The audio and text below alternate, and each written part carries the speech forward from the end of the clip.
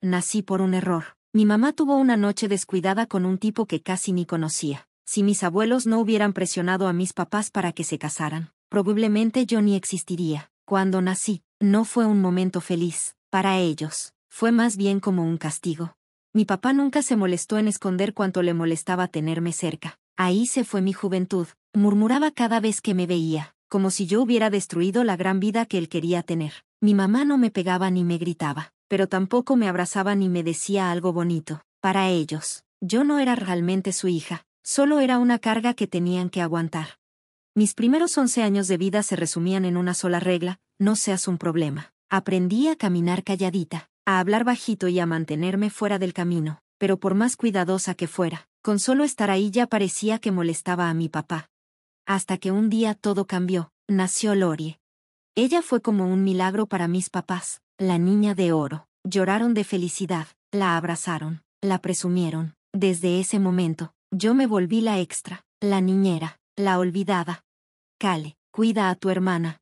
Cale, cállate. Lorie está dormida. Cale, ¿por qué no puedes ser como Lorie?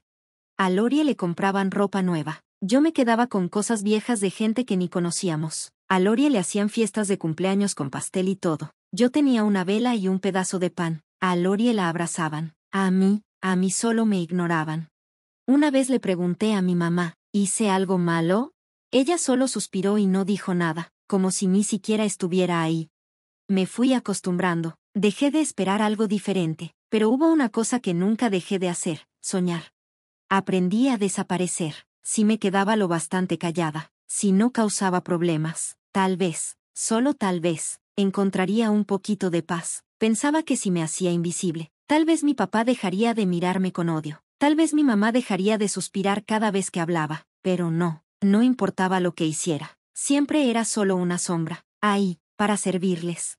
Cuando tenía 8 años, mi mamá me dio un trapeador y me dijo: desde ahora, tú vas a limpiar toda la casa.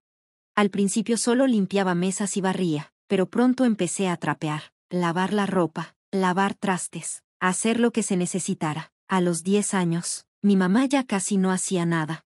Cale, no has lavado la ropa. Cale, el piso está sucio, límpialo otra vez.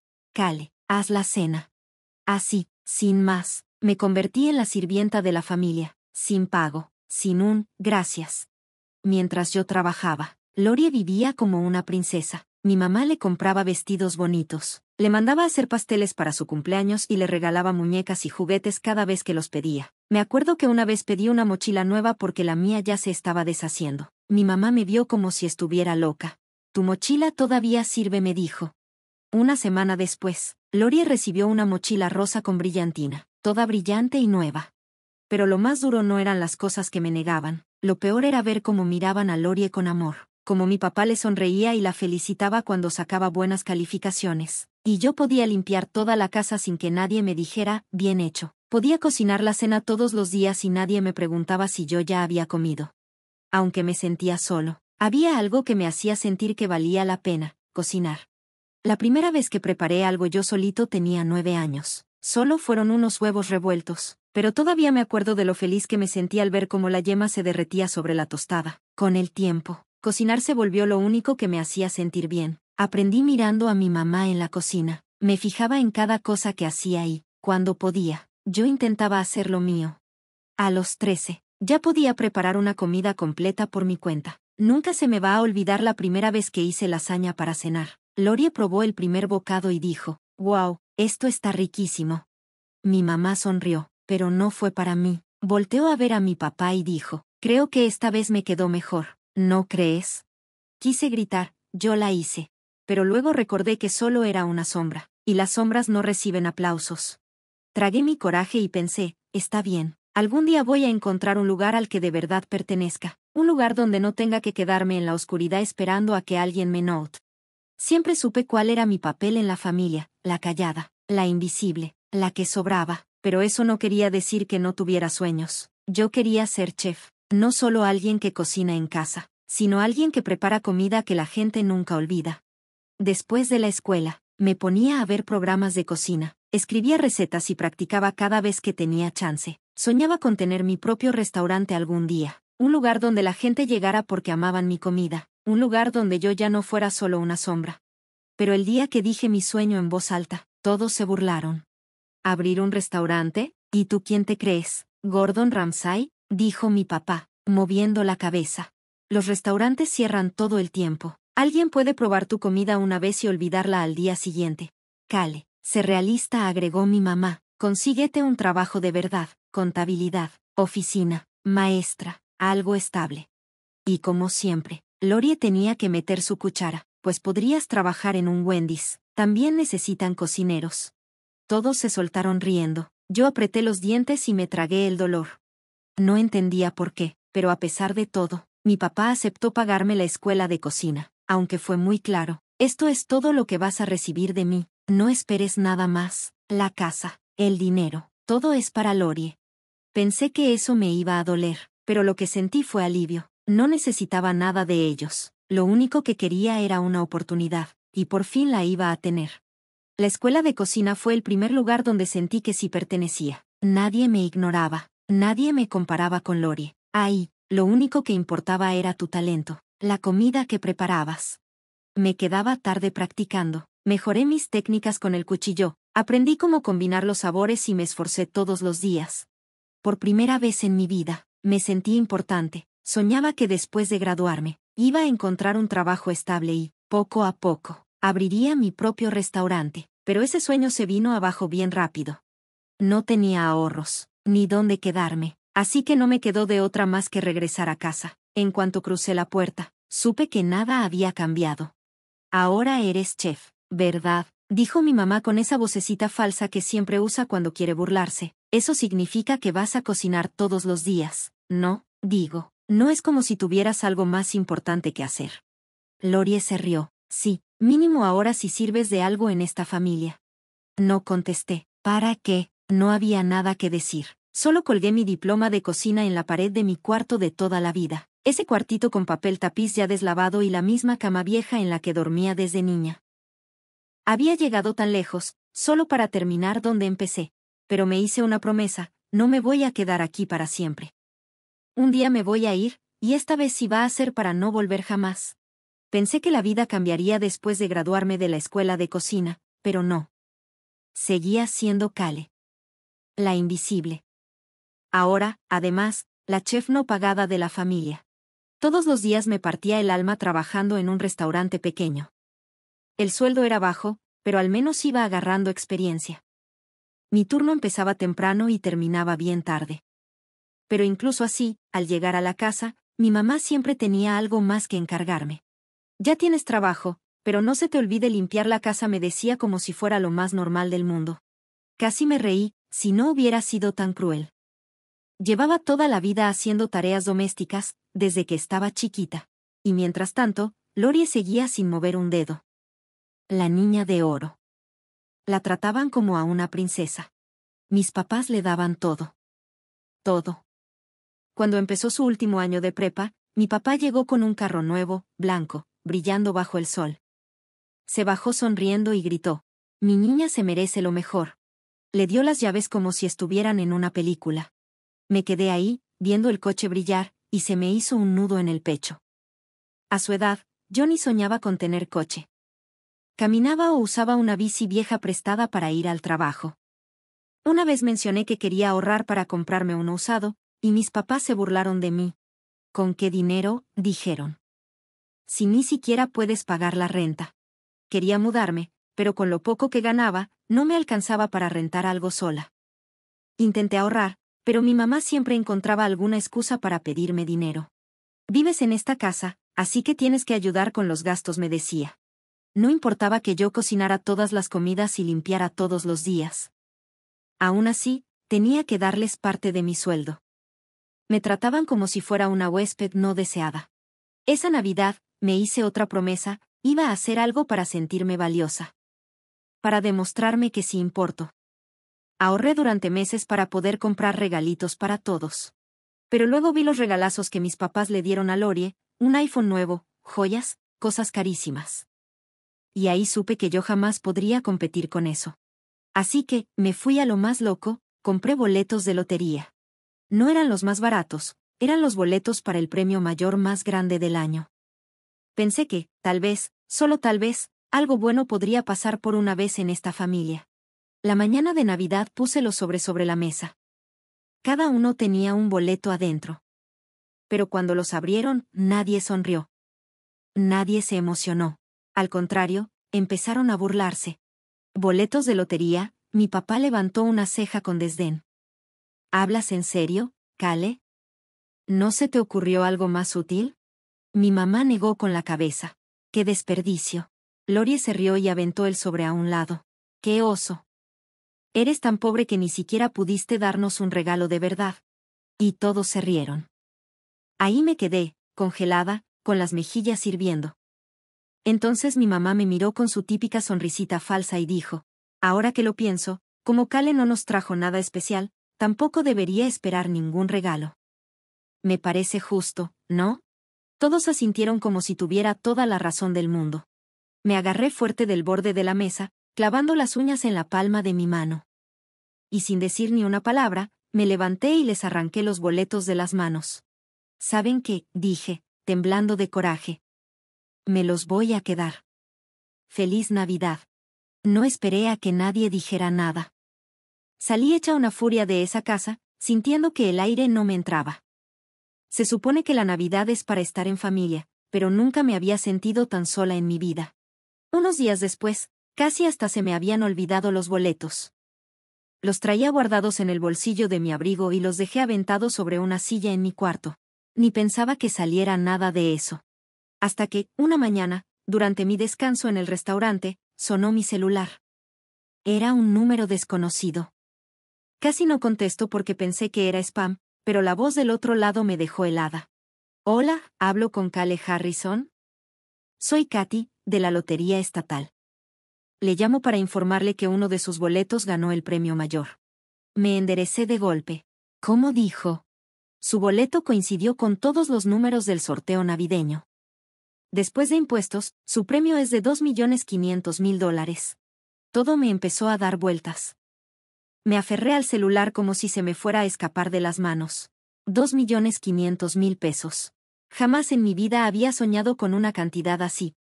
Katy me explicó todo el proceso para reclamar el premio, y poco a poco empezó a sentirse real. Era mi oportunidad. La que había esperado toda la vida. Quise contárselo a alguien. Pero no tenía amigos cercanos, y cometí el peor error de todos. Se lo dije a mi familia. Entré a la cocina mientras cenaban. Mi voz todavía temblaba cuando solté. Gané la lotería. $2.500.000. El silencio fue absoluto. Mi mamá y mi papá se quedaron como estatuas. Lorie dejó su celular y abrió los ojos como plato. Y luego brincó de la silla. Espera. Ese era el boleto que le ibas a dar a mi mamá. O sea que ese dinero es de la familia. Un escalofrío me recorrió la espalda. No dije firme. Ustedes no los querían, ¿se acuerdan? Yo los recuperé. Los boletos ahora son míos. Mi papá dejó el tenedor en la mesa, lento, y asintió con tono grave. Cale, vives en esta casa. Deberías compartir el dinero con tu familia. Nos puede ayudar mucho. Mi mamá, con esa vocecita falsa de siempre, metió su cucharada. Mi amor, ¿sabes siquiera cómo manejar tanto dinero? Tu papá y yo podemos guardártelo, para que estés segura. Solté una carcajada amarga. No finjan. Los dos saben que si les doy ese dinero, nunca lo voy a volver a ver. Lorie apretó los puños y me gritó. Eres una egoísta. Le debes todo a esta familia. Años viviendo aquí, comiendo aquí, usando todo sin pagar. No piensas en quien paga la comida, la luz, el gas. Yo me reí de nuevo. Seca. Fría. ¿Qué les debo? ¿En serio? Limpié la casa, cociné todas las comidas, le di a mi mamá mis sueldos durante años, y ahora que por fin me toca a mí, resulta que también estoy en deuda con ustedes. ¡Qué conveniente! La cara de mi papá se puso seria, casi enojada. Si no vas a compartir el dinero, entonces no tienes por qué seguir viviendo aquí. Lo miré directo. ¿Qué estás diciendo? Mi mamá se levantó, cruzada de brazos, con esa mirada fría de siempre. Si no nos vas a dar ni un peso, entonces vete. No creas que te puedes quedar aquí nomás porque sí. Ya tienes dinero, ¿no? Pues cuídate sola. Ya te aguantamos bastante. Sentí como me ardía el coraje por dentro, pero, al mismo tiempo, algo se rompió. Un peso. Sentí alivio. Los miré bien, uno por uno. Y por primera vez vi la verdad, nunca me vieron como parte de esta familia. Respiré hondo. Está bien. Me voy. Nadie dijo nada. Nadie trató de detenerme. Nadie se arrepintió.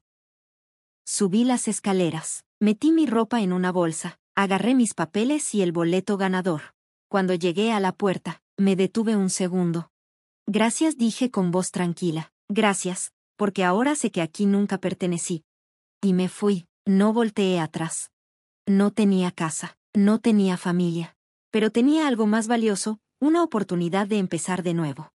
Salí a la fría noche de invierno, con una sola bolsa cargando todo lo que era mío. No tenía un plan, no sabía qué iba a pasar. Pero una cosa sí era segura, no iba a volver jamás. Mi primera parada fue la oficina de la lotería. Necesitaba asegurarme de que el dinero realmente fuera mío, que nadie me lo pudiera quitar. Cuando firmé ese cheque por 2.500.000 pesos, supe que no era solo lana. Era mi escape, mi nueva vida. Pero no lo iba a tirar a lo tonto. No soy de esas personas que se compran un carro carísimo o ropa de marca nomás para lucirse. Necesitaba un plan real. Renté un depa chiquito a las afueras de la ciudad, nada de lujos, pero era mío, mi espacio, por primera vez. Durante semanas enteras, pasé horas frente a mi laptop, investigando todo, cómo abrir un restaurante, cómo conseguir permisos, cómo encontrar un local, contratar gente, proveedores, publicidad, todo. Sabía que si quería que funcionara, tenía que hacerlo bien, no podía solo cruzarme de brazos. Después de buscar y buscar, encontré un edificio viejo en el centro. Antes era restaurante, pero llevaba años cerrado. Olía a humedad, el piso estaba todo feo, pero yo sí podía ver el potencial. Cuando hablé con el dueño, se rió en mi cara. ¿Tú, convertir este lugar en restaurante? Suerte con eso. Pero yo no necesitaba suerte. Necesitaba trabajar, y eso sí sabía hacerlo. Contraté gente para remodelar todo. Yo misma elegí los azulejos, las lámparas, el color de las paredes, cada detalle. No quería solo abrir un restaurante, quería crear un lugar que se sintiera como hogar. Para la gente que ama la comida, para los que solo quieren sentirse bienvenidos. Meses después, estaba parada frente a mi restaurante, Kayla Stable. Mi nombre, ahí, en el letrero, era real. El día de la inauguración, se me salía el corazón del pecho. ¿Y si nadie venía? ¿Y si no les gustaba mi comida? Pero entró el primer cliente. Pidió, comió, y sonrió. En ese momento supe que valió la pena. Poco a poco, la gente empezó a llegar. Se fue corriendo la voz sobre ese lugarcito donde cada platillo se cocinaba con amor. Inventé mis propias recetas, organicé eventos, usé redes sociales, hice que la gente hablara de Kayla Stable. Lo que empezó como un restaurante chiquito, se volvió un éxito. Un año después, abrí una segunda sucursal. Y años después, una tercera. Yo, Kale Harrison, la misma a la que su familia hizo a un lado, ahora era la dueña de una cadena de restaurantes en expansión. Y eso era apenas el comienzo. 4 años después, estaba sentada en mi oficina, en el tercer local de Kayla Stable, revisando unos papeles de finanzas, cuando sonó el teléfono. Era un número desconocido, dudé un segundo, y contesté. Kale. Esa voz me heló la sangre. 4 años sin saber de ella, ni llamadas, ni mensajes, nada. Era mi mamá. ¿Qué quieres?, le dije con una voz seca, sin emociones. Suspiró, como si le pesara el alma. Es Lorie, está en problemas. Contuve el aire. ¿Y eso qué? Perdió su trabajo, la cacharon robando, nadie la quiere contratar. Está hasta el cuello de deudas, y toda la familia está batallando. Necesitamos tu ayuda. Cerré los ojos y respiré hondo. Sentía como me hervía el coraje en la sangre. Y ahora si se acuerdan de mí, solté. Me corrieron. ¿Recuerdas? Me fui. Ustedes decidieron que yo ya no era parte de su vida. Sigue siendo tu hermana, Kale, dijo mi mamá con una vocecita dulce, fingiendo ternura. Sí, cometió errores, pero merece una segunda oportunidad. Se hizo un silencio. Una parte de mí quería colgar en su cara, pero otra, esa parte tonta y nostálgica, recordaba a la niña que Lorie fue alguna vez, antes de volverse tan egoísta. Suspiré. Puedo contratarla, pero no le voy a dar trato especial. Si quiere trabajar, que lo haga como todos los demás, con reglas y sin favores. Gracias, Cale. Sabía que tenías buen corazón. Solté una risita seca. Claro, ahora sí necesitaban a la misma niña que tiraron como basura. Lorie empezó a trabajar en uno de mis restaurantes como gerente de recursos humanos. Al principio, parecía otra persona. Llegaba temprano, ayudaba a todos, incluso hacía horas extra. Empecé a creer que, tal vez, sí había cambiado. Pero luego, empecé a oír rumores. Algunos empleados se me acercaron incómodos. Cale, hemos escuchado cosas raras. Resultó que Lorie les estaba metiendo ideas. Les decía que yo no les pagaba lo justo, que me estaba quedando con toda la lana, que el negocio debería ser suyo, porque según ella, yo le había robado todo a la familia. Al principio no quise creerlo. Pero poco a poco, noté los cambios. Empleados que antes eran abiertos, ahora ya no me hablaban, otros ni me veían a los ojos. Ya no se sentía el mismo ambiente. Hasta que un día, Wayne, mi jefe de cocina, me llamó aparte. Su tono era serio. Cale, necesito decirte algo. ¿Qué pasa? Es Lorie. Está causando problemas. Les está diciendo a varios que si se van a huelga, tú vas a tener que subirles el sueldo, o cerrar el restaurante. Sentí como la furia me subía lento, como lava. Le di una oportunidad, la dejé volver, y me traicionó. Pero yo ya no era la misma Cale de antes. Estaba a punto de demostrar quién era ahora. Apreté los puños. No te preocupes, Wayne, ya sé qué hacer. Yo pensaba que solo quería manchar mi nombre. Pero luego, fue peor. Una noche, Juliana, mi gerente financiera, entró corriendo a mi oficina. Tenía la cara pálida. Cale, tenemos un problema. Levanté la vista. ¿Qué pasó?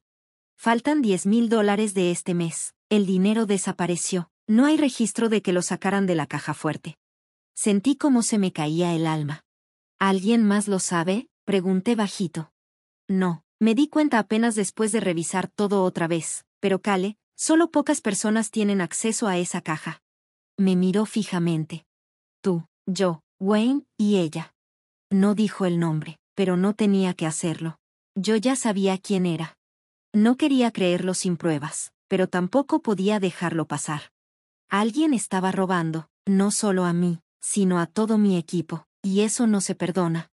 Así que instalé cámaras ocultas, discretamente, una cerca de la caja fuerte, otra en la oficina de contabilidad. 5 días después, ya entrada la noche, mientras revisaba unos reportes, recibí una alerta. Actividad sospechosa detectada en la oficina de contabilidad. Hice clic en la transmisión en vivo de la cámara, y ahí estaba ella. Lorie. Se metió a la oficina con cuidado, echó un vistazo para asegurarse de que nadie la viera, y luego abrió la caja fuerte. Sus manos se movían rápido, metiendo fajos de billetes en su bolsa. Contuve la respiración. No lo podía creer, pero ahí estaba, clarito. Le di una segunda oportunidad, y me volvió a traicionar.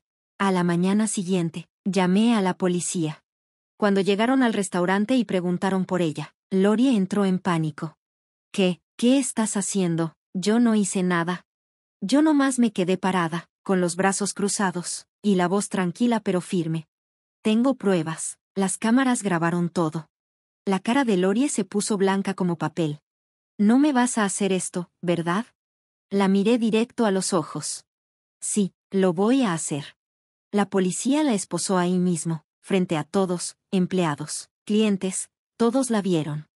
No había pasado ni una hora cuando mis papás llegaron al restaurante, hechos una furia. ¿Qué crees que estás haciendo, Cale? Gritó mi papá. Llamarle a la policía a tu propia hermana. Mi mamá estaba a su lado, llorando. Fue un error nada más. ¿De verdad tenías que ser tan cruel con ella? Solté una risa seca. ¿Un error? El único error fue volver a confiar en cualquiera de ustedes. Mi papá me apuntó con el dedo. Te vas a arrepentir de esto, si no retiras los cargos ahorita mismo. Ya no eres nuestra hija. Y por primera vez en mi vida, esas palabras no me dolieron. Me liberaron. Me crucé de brazos y le respondí con calma. Está bien, haz de cuenta que nunca existí, igualito que el día que me fui. Siguieron gritándome. Mi mamá lloraba. Mi papá amenazó con demandarme. Pero yo no sentía nada. Nomás los veía, sin emoción. Eventualmente se fueron, igual de furiosos, cargando con el mismo rencor de siempre. Pero esta vez, no me dolió, me sentí en paz. Esa puerta que alguna vez dejé abierta para ellos, se cerró para siempre. El día del juicio llegué temprano. No porque quisiera estar ahí, sino porque quería ver si Lori aún tenía el descaro de mentirme en la cara. Entró al juzgado como si nada, perfecta. Peinado arreglado, ropa limpia, cara de «yo no fui». Cuando subió al estrado, suspiró y movió la cabeza como si estuviera llena de culpa. Yo nunca quise robarle a mi hermana, dijo con la voz temblorosa, como si estuviera a punto de llorar. Solo tomé el dinero prestado. Iba a devolverlo, pero antes de que pudiera, ella ya había llamado a la policía. Jamás pensé que me haría esto, a mí, su familia. Apreté los puños, pero no dije nada. Estaba esperando este momento. Entonces el fiscal se puso de pie. Señorita Harrison, ¿sabía usted que esta no es la primera vez que la acusan de robar? La cara de Lori se congeló. No sé de qué me estás hablando, dijo. Las puertas del juzgado se abrieron. Entró un hombre. Lo reconocí al instante. Era su ex jefe. Se paró frente al jurado y contó todo. Cómo Lori le robó dinero a su empresa.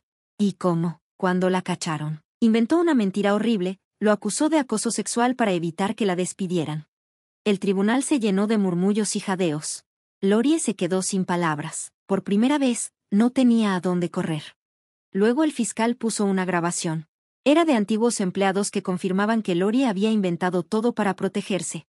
Cuando el juez dio el veredicto, Lori fue declarada culpable de robo y fraude. Vi cómo los oficiales la esposaban otra vez. Lori rompió en llanto, rogó, suplicó, pero nadie la escuchó. Entonces me volteó a ver, con los ojos llenos de odio. Te vas a arrepentir de esto, Cale me dijo con veneno en la voz. Me robaste la vida. La miré por última vez, directo a los ojos. No, Lori, tú solita te la arruinaste. Tú sola arruinaste tu vida. Después de ese día, jamás volví a hablar con mi familia. Me marcaron varias veces. Unas para echarme la culpa. Otras, para pedirme ayuda. Nunca contesté.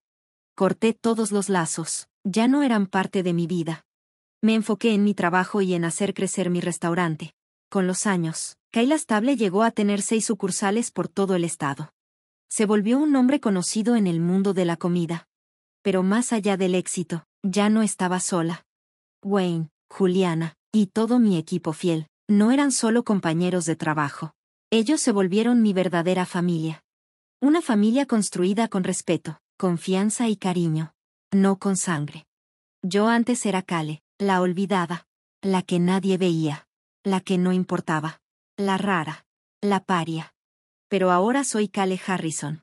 La mujer que construyó su propio futuro y no dejó que nadie se lo quitara. La historia de Cale no es solo mía. Es la de muchas personas allá afuera.